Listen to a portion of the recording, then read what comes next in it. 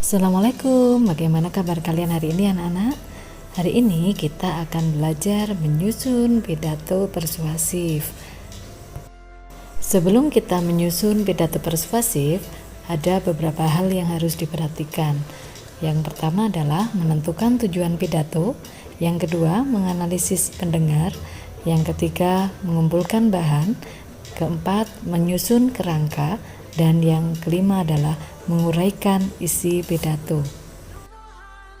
Baiklah, saya akan mengulas menentukan tujuan pidato.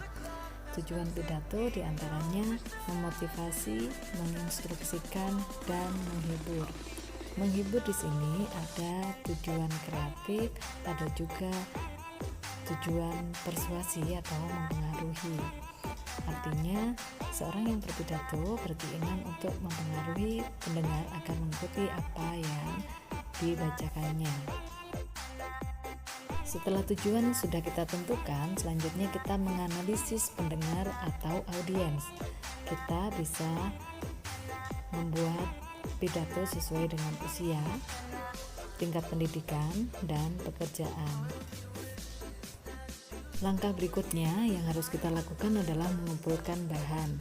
Bahan bisa diperoleh dari fakta, ilustrasi, atau cerita-cerita yang bisa kita dengar, kemudian membaca buku, majalah, ataupun surat kabar, dan bisa mengumpulkan bahan dengan bertanya kepada orang yang berkompeten. Setelah bahan terkumpul, saatnya kita menyusun kerangka pidato. Saat menyusun kerangka pidato, kita sesuaikan dengan struktur pidato, yaitu ada pendahuluan, isi, dan penutup. Masih ingat ya kalian bahwa pendahuluan berisi salam, sapaan, dan ucapan syukur. Isi berisi tentang pokok-pokok pidato dan uraian penjelas dari pidato yang kita bicarakan. Kemudian penutup berisi tentang salam, harapan penulis, serta permintaan maaf dari seorang yang berpidato. Setelah semua terkumpul dan kerangka sudah dibuat, saatnya kita menguraikan isi pidato. Kita uraikan isi pidato berdasarkan struktur isi pidato yang sudah kita pelajari sebelumnya, yaitu adanya pernyataan posisi, argumen, dan penguatan pernyataan posisi. Tentu kalian masih ingat pernyataan posisi berupa pernyataan penulis tentang keberpihakan terhadap topik pidato, sedangkan argumen adalah pendapat penulis yang mendukung topik pidato. Dan penguatan pernyataan posisi adalah kesimpulan serta penegasan dari argumen dan pernyataan posisi yang sudah diulas sebelumnya. Selanjutnya, saya akan memberikan contoh menyusun pidato persuasif dengan tema Pemuda Penggerak Melawan Corona. Pendahuluannya bisa berupa sapaan, yaitu contohnya adalah yang terhormat Bapak Kepala SMPN 19 Malang, yang saya hormati Bapak Ibu Guru dan teman-teman yang saya banggakan, kemudian salam, kemudian ucapan syukur, dan rasa terima kasih atas kesempatan yang diberikan kepada orang yang berpidato. Berikutnya adalah isi pidato. Sebagaimana kita ketahui, isi pidato terdiri dari pernyataan posisi, argumen, dan penguatan pernyataan posisi.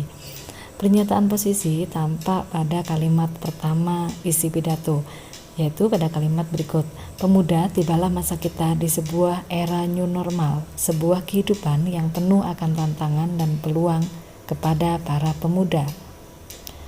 Kemudian di bawahnya di kalimat terakhir juga ada kalimat seperti ini: seluruh perhatian, ide maupun usaha seluruh manusia saat ini bersatu terpusat untuk melawan common enemy yang bernama virus corona.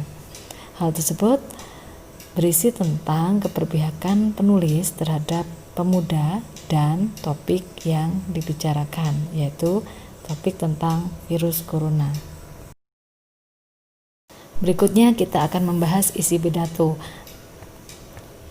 Pada lanjutan isi pidato dapat ditemukan argumen yang tampak pada kalimat seperti ini. Usia muda adalah masa yang paling optimal untuk menciptakan sebuah perubahan karena mereka mempunyai energi yang paling besar, waktu yang longgar, serta visi idealisme tentang perubahan yang tinggi.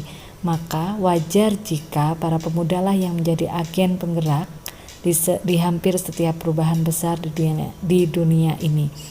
Pada pembuka kalimat isi pidato tersebut dapat ketahui adanya argumen yang ditandai dengan adanya kata paling optimal, paling besar, maka wajar. Kalimat tersebut adalah salah satu ciri pendapat atau argumen. Pendapat di sini maksudnya pendapat dari penulis pidato yang menggunakan kata kunci tersebut. Paling menurut orang yang berpidato dengan paling yang audiens dengar tentu tidak akan sama ukurannya.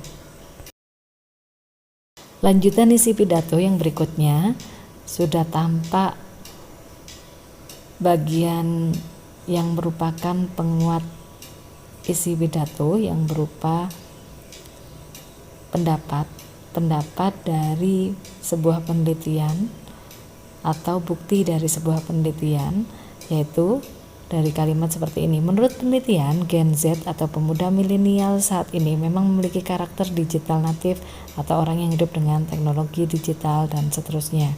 Jadi, isi pidato selain dilengkapi dengan argumen juga dilengkapi dengan sebuah data sehingga memperkuat isi pidato yang disampaikan dan mampu mengubah perilaku audiens untuk mengikuti apa yang ingin ditujukan oleh penulis pidato.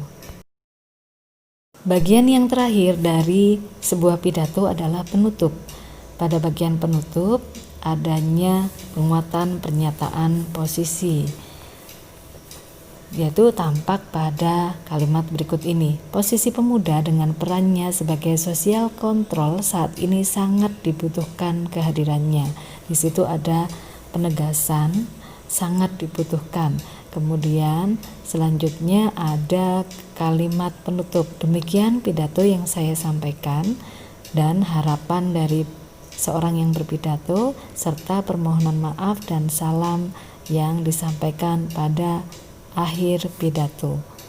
Demikianlah contoh menyusun pidato persuasif yang dapat saya sampaikan. Selanjutnya kalian berkarya sendiri dengan membuat pidato persuasif dengan tema kepedulian terhadap lingkungan.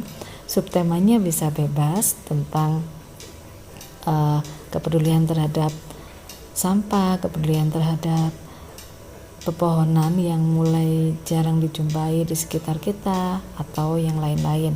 Susunlah pidato secara runtut sesuai struktur pidato yang sudah kita pelajari sebelumnya. Selamat berkarya, tetap semangat, dan saya yakin kalian pasti bisa menciptakan sebuah pidato yang asli karya kalian. Assalamualaikum warahmatullahi wabarakatuh. Tetap semangat dan jaga kesehatan ya.